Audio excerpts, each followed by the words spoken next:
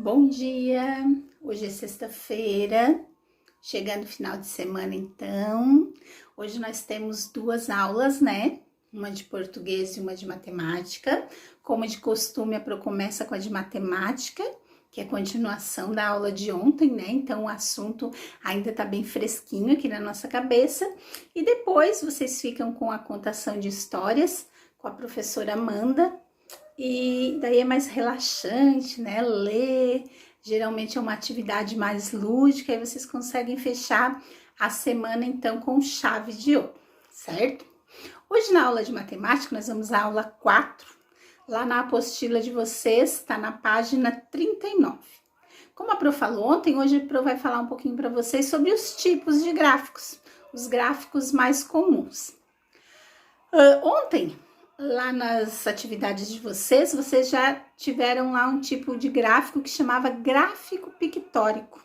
Como vocês viram, ele é um gráfico um pouquinho diferente, ele é feito através de desenhos. Nesses gráficos, geralmente são usados para trabalhar com crianças bem pequenas, que ainda não conhecem os números, mas já vão se habituando a essa ideia de gráfico. Então, lá não tem números e desenhos lá. Então, as crianças têm que contar, vai trabalhar com quantidade, né? Temos também os gráficos em colunas, que também vocês trabalharam na aula passada. O gráfico de colunas, ele é um dos mais utilizados. Por quê? Ele é fácil de entender as informações, né? Ele tem duas linhas, uma vertical e uma horizontal. E as barras, ou as colunas, né? Elas são desenhadas ali em cima daquela linha. Então, a gente consegue comparar os valores porque tá uma do ladinho da outra. A gente só olha e já consegue observar qual que é maior, qual que é menor. Esse tipo de gráfico, ele trabalha com valores de cada categoria. Então, cada coluna representa um dado daquelas informações que estão sendo passadas, né? Geralmente, eles trabalham também com a cor, para nos ajudar nessa interpretação. A cor geralmente está lá numa legenda, né? Os gráficos, vocês sabem que eles sempre têm uma legenda que a gente tem que estar observando para a gente entender esse gráfico.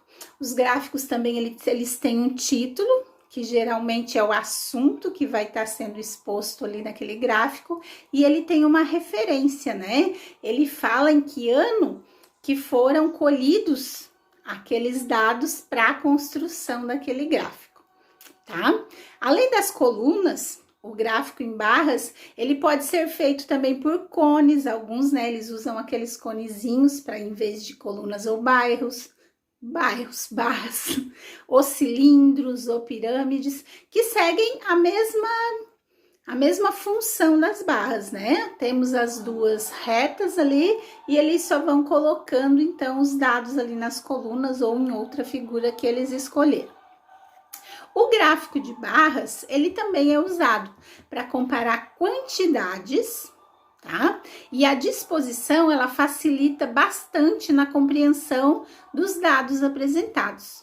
O funcionamento do gráfico de barras, ele é bem parecido com o de colunas, já que os dois trabalham com informações lineares. Elas podem ser compreendidas horizontalmente. Se elas estiverem em colunas, né, a gente vai ver qual é maior, qual é menor. Se ela tiver em barra, a gente também vai conseguir fazer isso. Se ela tá só aqui ou se ela vai até aqui, a gente já sabe que é que foi mais, então é porque o dado que tá apresentado ali é um pouquinho maior, né?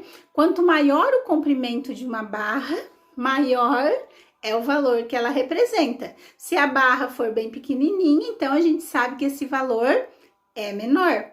O gráfico em barras, ele é bastante usado, como a Pro falou na aula passada, na apresentação das pesquisas, das intenções de votos, quando eles fazem aquelas pesquisas que eles apresentam lá no Jornal da TV.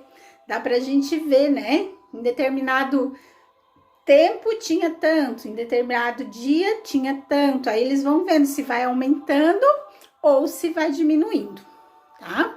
O gráfico de pizza, também junto com o de colunas e o de barras, é muito utilizado, porque quando a gente olha, a gente consegue compreender claramente os dados ali apresentados. Nesse gráfico de pizzas, são necessárias 2 ou mais categorias para fazer esse gráfico, né? Esse tipo de gráfico ele é indicado para analisar, então, as porcentagens de determinado dado, né? Porque daí ele é redondinho, então eles vão dividindo como se fosse uma pizza, contam lá os dados que eles querem passar, transformam isso em porcentagem e vão colocando ali no gráfico para cada fatia representada, certo? Geralmente, cada um ocupa uma cor. O gráfico de linha são ideais para representar sequências de dados em uma escala de tempo dividida em períodos iguais, tá? Então, no eixo horizontal, a gente encontra a divisão dos dias, ou dos meses, ou dos anos, dependendo do que está sendo analisado. E no eixo vertical, a gente vai encontrar os valores, os números daqueles determinados períodos. Esse tipo de gráfico, ele é ótimo para representar várias séries, né? No caso de trabalhar com apenas umas, a gente usa aquele gráfico de coluna ou de barras. E nas linhas, então, uma só informação, mas a gente vai estar observando se ele subiu ou desceu, analisando aquelas linhas. Tem também aí na apostila de vocês um exercício para trabalhar com o gráfico de linhas, né? A Pro acredita que esse conteúdo vocês vão entender direitinho, né? Tem algumas explicações aí na apostila de vocês. Qualquer dúvida, chamem a Pro, façam as atividades com atenção e depois mandem fotinho para mim. Bom final de semana para todo mundo e até segunda.